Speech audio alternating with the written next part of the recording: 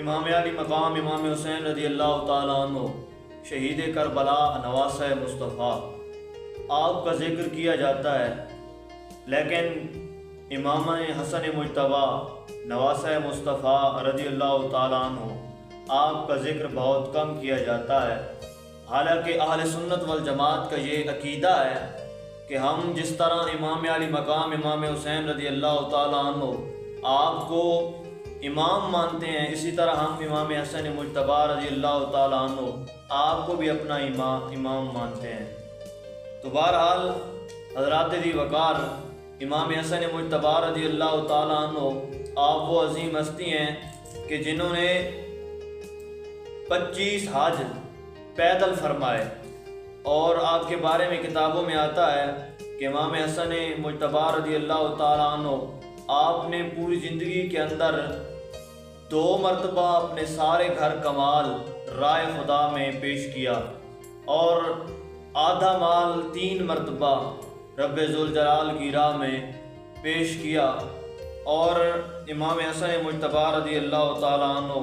آپ وہ عظیم ہستی ہیں کہ سخاوت کا یہ عالم ہے کہ آپ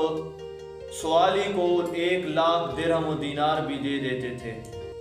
تو حضرات ذی وقار امام حسن مجتبیٰ رضی اللہ تعالیٰ عنہ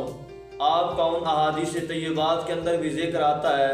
جس میں امام علی مقام امام حسین رضی اللہ تعالیٰ عنہ کا ذکر کیا جاتا ہے، جس طرح کے بڑی مشہور حدیث پاک آپ سنتے رہتے ہیں کہ ان الحسن والحسین سیدہ شباب اہل الجنہ، کہ اللہ کے حبیب صلی اللہ علیہ وسلم نے ارشاد فرمایا کہ حسن اور حسین یہ دونوں جنتی جوانوں کے سردار ہیں، اور اسی طرح الحسن والحسین سیف العرش، کہ یہ حسن اور حسین رضی اللہ تعالیٰ عنہما یہ دونوں عرش کی تلواریں ہیں۔ اور اسی طرح کثیر احادیث طیبات کے اندر جس طرح امام علی مقام امام حسین رضی اللہ تعالیٰ عنہ کا ذکر آتا ہے کہ آپ کی وجہ سے اللہ کے حبیب صلی اللہ علیہ وسلم نے اپنا سجدہ لمبا کیا، اور